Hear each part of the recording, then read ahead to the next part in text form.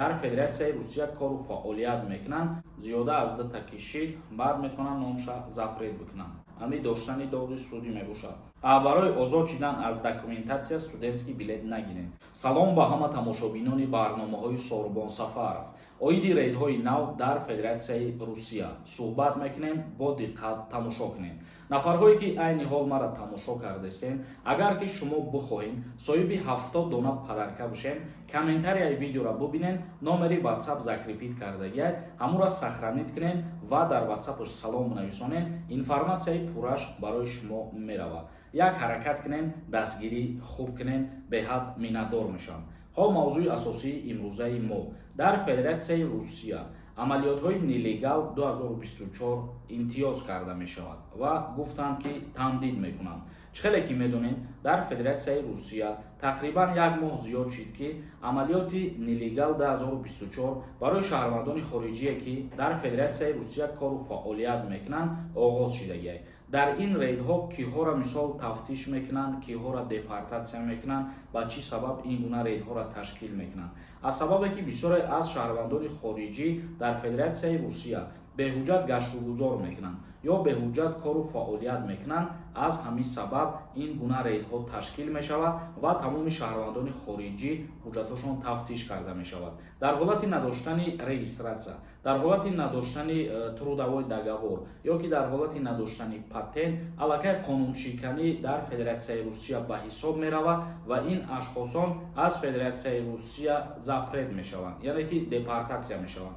Ва гуфта мешавад ки Думаи давлатии Федератсияи Русия дар ин рейди ки нелегал 2024 мебошад, ба коркунои милитсия як салоҳияти нав доданд ки коркунои милитсия ҳақ ва ҳуқуқ доранд ки бе бурдани додгоҳ шаҳрвандони хориҷиро дар ҳолати муайян кардани ягон қонуншиканиҳо бо тариқи автоматӣ худшон депортатсия кунанд. Ба ҳамин хотир бо эҳтиёт бошед, ҳар нафаре ки беҳуҷҷат ҳастед, ҳуҷҷатҳои худтонро дуруст кунед ва тахт бикунед. Ин ба манфиати худтон мебошад. Акнун комментарияҳои шуморо мехонем ва ба саволҳо ҷавоб мегардонем.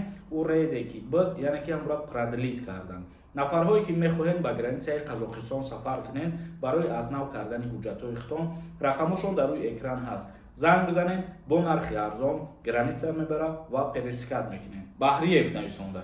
Ассалому алайкум акаи Сорбон. Метрода штраф кунанд. Административни ҳисоб мешавад ё ин ки не? Мефаҳмондем ки кадом вақта административни штраф мешавад. Бале, барои карта назадан анами дар метроҳо административни правонарушение мешавад. Ин гуна штрафҳое ки ҳастай, дар як сол агар нисбати шаҳрванди хориҷӣ зиёда аз 2 та кишид, баъд метавонанд номша запрет бикунанд. Як кас нависондаи ман 7 сол мешавад. Ҳичи надорам, чӣ гап мешавад? Биқапан роӣ мекунанд ё ин ки не? Бо тариқи автоматӣ роӣ мекунанд бародар худо агар биқапан. Як каси дигар нависонда: ассалому алайкум бародар Сорбон. Ман документ дорам, регистратсия патент 10 августа. Бояд граница гузарам. Ман чанд сол пеш фамилияма Алиш карда будам. Ягон проблема намешавад? Фамилияе ки пештара буд, агар запрет нашида боша ҳамун ному фамилия, ягон проблема намешавад. Мисол бисёри нафарҳо ному фамилияшона ба хотире иваз мекунанд ки запрет чоп мекунанд ва ба ному фамилияи нав баъдан ворид шиданӣ мешаванд. Як каси дигар нависондаи судимност ҳаст. Одам аз граница гузашта метавонад ё не? 6 сол шид депорт шидагӣ. Ҷавоб тед илтимос. Нафарҳое ки доғи судӣ доранд, яке аз причинаҳое ки аз рейс мегардонанд ё ки ба Россия ворид шидан намемонанд, ҳамин доштани доғи судӣ мебошад. 99% бигем мегардонанд. Як кас нависондаи бародар Пешакӣ Раҳмат. Маълумоти пурраша аз куҷо гирем? Чӣ кор ҳастаи музди маошаш? Мо дина видео кардем дар мавзӯи виза гирифтан. Ҳамун видеоро баъзе нафарҳо ба фикрам тамошо накарданд ки ҳам хеле комментария нависонданд. Мо визаи Турсияро дар назар доштем ки ҷои алоҳида дар шаҳри Душанбе кушода шид ва шаҳрвандое ки ба Турсия сафар карданӣ мешаванд, метавонанд рафта аз онҷо виза бигиранд. Як кас нависондаи салом ака. Вазн 44 кило боша, хизмат мебаранд? Агар ки аз 48 кило поён боша, аллакай ба хизмат намебаранд. Як кас нависондаи акаи Сорбон. Студентский билет бигирем. Бе патент гашта метавонем? Бародарои азизу гироми қадр, шумо студентский билета барои ҳуҷҷат накардан, озод шидан аз ҳуҷҷат нагиред. Яъне студентский билет гуфта мо ҳамихе мегӯем ки шумо дополнительный дарс бихонед, онлайн курсҳои дарсомӯзӣ бихонед. Барои озод шидан аз документатсия студентский билет нагиред ва инам тавсиятон наметем. чунки агар дастгирӣ кунанд боз мушкилӣ болои сари хитон мешавад. Як кас нависонда: ассалому алайкум, созен хубен, ман омаданма 20 рӯз шидай, метавонам патент спорам ё дер кардам, илтимос ҷавобша тен накам. Метавонӣ бародари азиз рафта ҳуҷҷатҳои худта биспорӣ.